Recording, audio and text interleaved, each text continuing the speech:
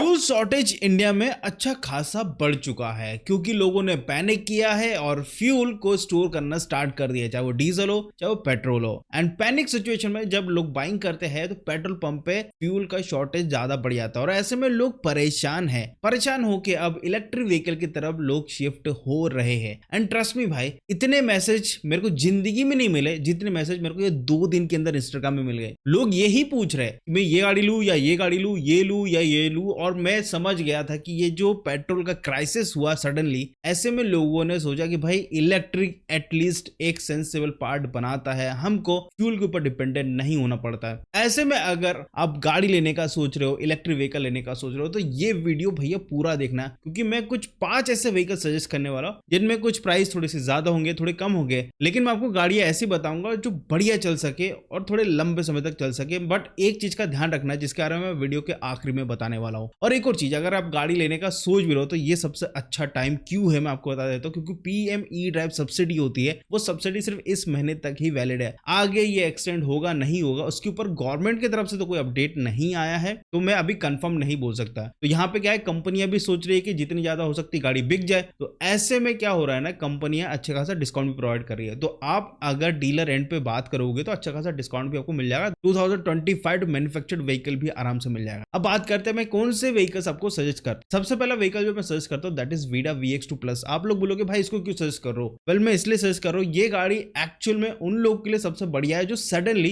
Electric vehicle लेने का सोच रहे हो, लेकिन उनको पता नहीं है कि अगर मैं फ्लैट में रहता हूं वहां से मैं वायर कैसे खींच के अपने पार्किंग लॉट तक ले जाऊं। उनके लिए ये गाड़ी बहुत अच्छी है क्योंकि यहाँ पे बैटरी रिमूवेबल है, तो आप बैटरी को लेके अपने घर पे लेकर आ सकते हैं और चार्ज कर सकते हैं। ये एक फिजिबिलिटी बन जाती है इस गाड़ी की, और हीरो की तरफ से है तो थोड़ा ट्रस्ट भी बिल्ड रहता है कंपनी के साथ और व्हीकल के साथ। तो ये इसलिए मैंने इस लिस्ट में पहले आपको बताया। हालांकि इस गाड़ी को मैं लास्ट इसलिए रखता हूं क्योंकि इसकी जो फाइबर बॉडी क्वालिटी है ना वो ओके है, उतना अच्छा नहीं है, थोड़ा सा और बेटर हो सकता था। हालांकि अगर आप इस गाड़ी को लेना चाहते हो तो इसकी प्राइसिंग राइट नाउ चल रही है 1,12,000 रुपए, और इस प्राइस पॉइंट में आपको काफी कुछ चीजें मिल जाती है। सबसे पहली बात तो रिमूवेबल बैटरी मिल जाती है। बैटरी का साइज भी अच्छा खासा बड़ा है, 3.4 किलोवाट आवर की आपको 2 रिमूवेबल बैटरी मिलती है। एक रिमूवेबल बैटरी आपको 1.7 किलोवाट आवर की मिलती है। 142 किलोमीटर की आईडीसी रेंज मिलती है। बट मैं आपको सीधा हिसाब बता देता हूं, अगर इको पे चलाते हैं तो 1 किलोवाट आवर बैटरी पैक आपको 30 किलोमीटर तक की रेंज प्रोवाइड कर देता है। तो उस हिसाब से आप एक बार कैलकुलेट कर लेना कि लाइक आपकी 3 किलोवाट आवर बैटरी पैक है तो कितना रेंज देगी, 3.2 है तो कितना।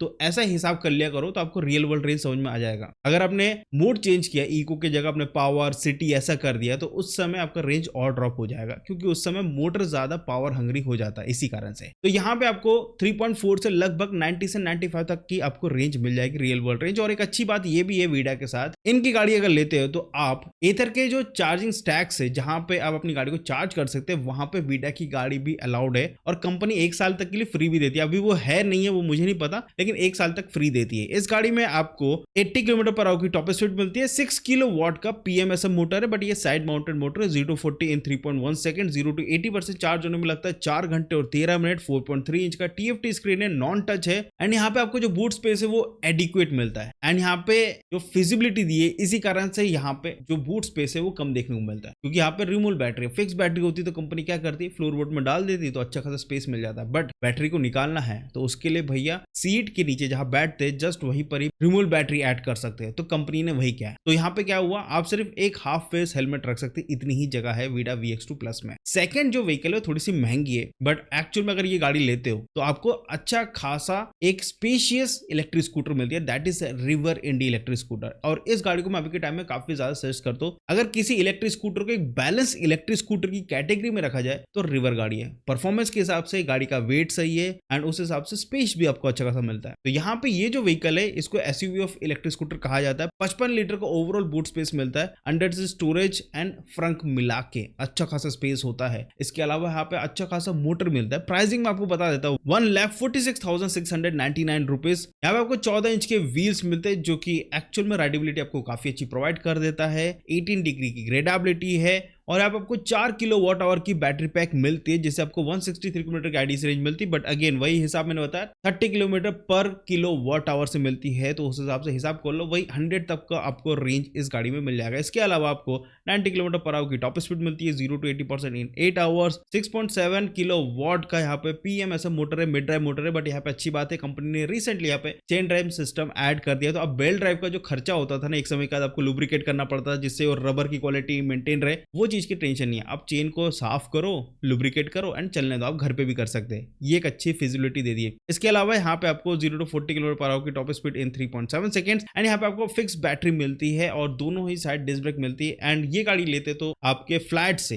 जहां पे आपकी गाड़ी खड़ी होती है वहां तक आपको इलेक्ट्रिक लाइन खींचना पड़ेगा या तो मीटर से खींचना पड़ेगा, ये चीज करना पड़ेगा, जो चीज आपको वीडा में नहीं करनी पड़ रही थी। इसके बाद जो व्हीकल को मैं सर्च करता हूँ दैट इज टीवीएस iQube। आप बोलोगे ऑर्बिटर क्यों नहीं सर्च करें? देखो ऑर्बिटर अच्छी गाड़ी है, प्रैक्टिकल गाड़ी है, बट प्रॉब्लम उसके साथ ये है कि उसका जो मोटर है ना उतना पावरफुल नहीं है, बहुत ही निम्बल चलती है। हालांकि ऐसा नहीं कि iQube का भी ऐसा नहीं है कि बहुत ही पावरफुल है, बट अगेन इसका मोटर थोड़ा सा पावरफुल है, तो आपको थोड़ा एजाइल लगेगा, इसका मोटर अच्छा लगेगा। हालांकि BLDC मोटर कंपनी यूज करती है। एंड टीवीएस iQube लेने में एक प्रॉफिट ये भी होता है कि लाइक अगर आपने पेट्रोल व्हीकल चलाई है और आपको सिमिलर फीलिंग चाहिए, एकदम सिमिलर, तो फिर भैया टीवीएस iQube बहुत सिमिलर आपको फीलिंग प्रोवाइड करेगा, डिट्टो फील कराएगा कि भैया आप आईसी इंजन की गाड़ी चला रहे हो। हालांकि यहाँ पे प्रैक्टिकलिटी भर भर के है। और ये जो iQube का जो मॉडल मैं सर्च करता हूँ वो है 3.5 किलोवाट आवर बैटरी पैक, वो भी बेस मॉडल का, क्योंकि यहाँ पर रेंज अच्छी खासी मिलती है और प्राइस भी अच्छी खासी देखने को मिलती है। 1,34,233 रुपीज में आपको टीवीएस iQube का 3.5 kilowatt hour battery pack base model मिल जाता है। इसमें रीजनरेटिव ब्रेकिंग बहुत ही तगड़ी दी गई है। हालांकि यहाँ पे आपको फिक्स बैटरी मिलती है 3.5 किलोवाट आवर की और 145 किलोमीटर की आईडीसी रेंज, 90 से 95 किलोमीटर की रियल वर्ल्ड रेंज मिल जाती है। 78 किलोमीटर पर आवर की टॉप स्पीड है। और मैं एक और चीज बता देता हूँ, इसकी जो टॉप स्पीड की बात करें या परफॉर्मेंस की बात करें, ये उतना वाव फैक्टर नहीं करता, ये बहुत निम्बलरी पावर इंक्रीज करती है, तो उस हिसाब से गाड़ी है। हालांकि अगर आप अपने फादर को या खुद भी चलाते हैं तो ये गाड़ी एकदम बुरी भी नहीं, अच्छी गाड़ी है। 0 to 80% चार्ज होने में लगता है 4 घंटे और 30 मिनट। 7 इंच का TFT स्क्रीन यहाँ पे दिया गया, नॉन टच है। 32 लीटर का बूट स्पेस है। 2 हाफ फेस हेलमेट आराम से रख सकते हैं इस गाड़ी में। 10 डिग्री की ग्रेडेबिलिटी, और BLDC मोटर में ग्रेडेबिलिटी थोड़ी सी कम होती है, क्योंकि ये जो मोटर होता है ना ये टायर में लगा होता है, थोड़ा सा पावर हंग्री होता है। जैसे मैं पहले बता रहा, टॉर्क बहुत ज्यादा जबरदस्त होता है। अगर आपको टॉर्की वाला कोई काम करना है, लाइक आपको अच्छा खासा वजन लेके चलना है, तो फिर ये गाड़ी बहुत अच्छी होती है, BLDC मोटर खासकर। इसमें आपको 4.4 किलोवाट का BLDC मोटर मिलता है। फिक्स बैटरी दी गई है। अगेन इसके लिए भी आपको वही वायर खींचना पड़ेगा चार्ज करने के लिए अपने पार्किंग लॉट में। और सबसे अच्छी बात है, जिनका डुप्लेक्स है, खुद के घर पे रहते हैं, ग्राउंड फ्लोर पे रहते हैं, फर्स्ट फ्लोर पे रहते हैं, उनके लिए तो सही है, उनके लिए तो कोई दिक्कत की बात नहीं है। आप आराम से एक वायर डाल के अपनी गाड़ी चार्ज कर सकते हैं। लेकिन हाँ, जिनके यहाँ फ्लैट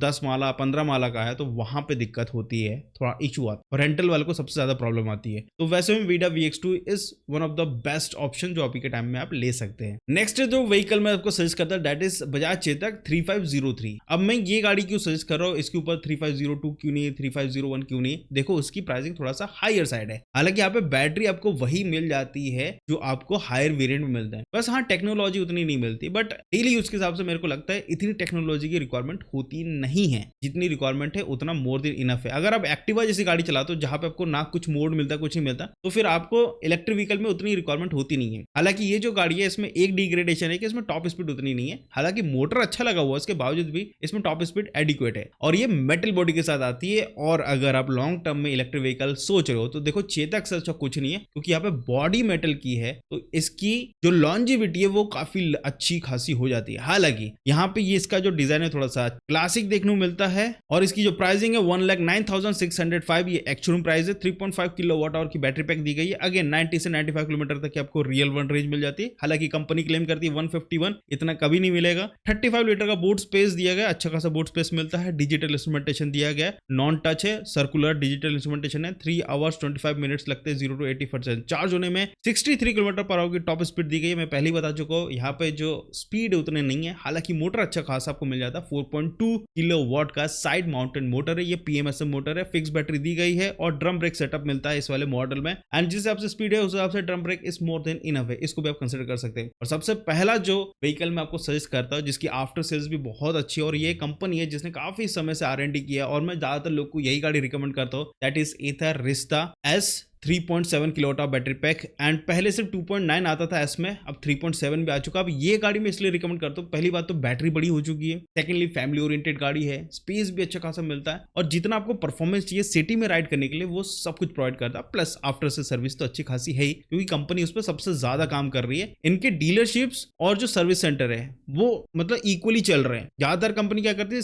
आपको डीलरशिप तो ओपन कर देती है लेकिन सर्विस सेंटर लिमिटेड रखती है, जैसे ओला ने किया। अगर आप एथर किस में देखोगे तो डीलरशिप जिस हिसाब से चल रहा है उस हिसाब से सर्विस सेंटर को भी उन्होंने उतना मेंटेन करके रखा है। हालांकि ये जो व्हीकल है ये काफी प्रैक्टिकल है। रिसेंटली इसमें एनएमसी बैटरी अब यूज करने कंपनी ने स्टार्ट कर दी है। फिक्स बैटरी है, 1,50,683 रुपीज है। ये थोड़ा सा महंगा साइड है 3.7 किलोवाट बैटरी पैक के हिसाब से, बट रेंज थोड़ी सी बेटर मिल जाती है। हालांकि अगर आप इस गाड़ी को नहीं देख रहे कि हाँ यार नहीं थोड़ी महंगी लग रही है, तो थोड़ा बहुत अगर पैसे कम भी है, थोड़ा बहुत कम है, तो मैं आपको बोलूंगा भैया रिवर गाड़ी भी बुरी नहीं है, बट वही है 5-6 हजार का ही डिफरेंस है। हालांकि रिवर में स्पेस ज्यादा मिलता है as compared to Ather, but Ather का आफ्टर सेल सर्विस ज्यादा बेटर है और काफी ज्यादा सिटीज में ये एक्सपांशन भी कर चुके हैं, तो बहुत जगह अवेलेबिलिटी भी इनकी हो जाती है, रिवर की उतनी नहीं है अभी। इसके अलावा यहाँ पे आपको 3.7 किलोवाट आवर की बैटरी पैक मिलती है, जिससे आपको रेंज वही 100 किलोमीटर तक की आराम से मिल जाती है। बिल्ड क्वालिटी अच्छी है, फाइबर बॉडी के हिसाब से देखा जाए तो 159 किलोमीटर की आईडीसी रेंज कंपनी क्लेम करती है। मैं आपको बता चुका हूँ रियल वर्ल्ड कितना होगा। 34 लीटर का बूट स्पेस है, 4.3 किलोवाट का पीएमएस मोटर है, 80 किलोमीटर पर आवर की टॉप स्पीड दी गई है और यहाँ पे बेल्ट ड्राइव सिस्टम है। 15 डिग्री की ग्रेडेबिलिटी है, 0 to 80% चार्ज होने में लगता है 6 घंटे और 30 मिनट। और साथ में एथर का जो बढ़िया इंफ्रास्ट्रक्चर है उसका भी मजा ले सकते हो भाई। वो सबसे अच्छी चीज है जो एथर ने की है। अभी तक किसी कंपनी ने इतनी अच्छी इंफ्रास्ट्रक्चर खासकर चार्जिंग से रिलेटेड डेवलप नहीं की है। एथर का भी कोई बीट नहीं कर सकता फिलहाल के टाइम में, इसलिए एथर में बहुत लोग को रिकमेंड करता हूँ कि अगर आपको फिजिबिलिटी भी चाहिए तो एथर से अच्छा कुछ है नहीं। इसके अलावा यहाँ पे disc and drum brake setup मिलता है इस व्हीकल में। और एक चीज जो मैं पहले बता रहा था कि मैं लास्ट में बताऊंगा, देखो इलेक्ट्रिक स्कूटर ऐसे स्कूटर्स होते हैं ना जिनकी फाइबर की क्वालिटी हमेशा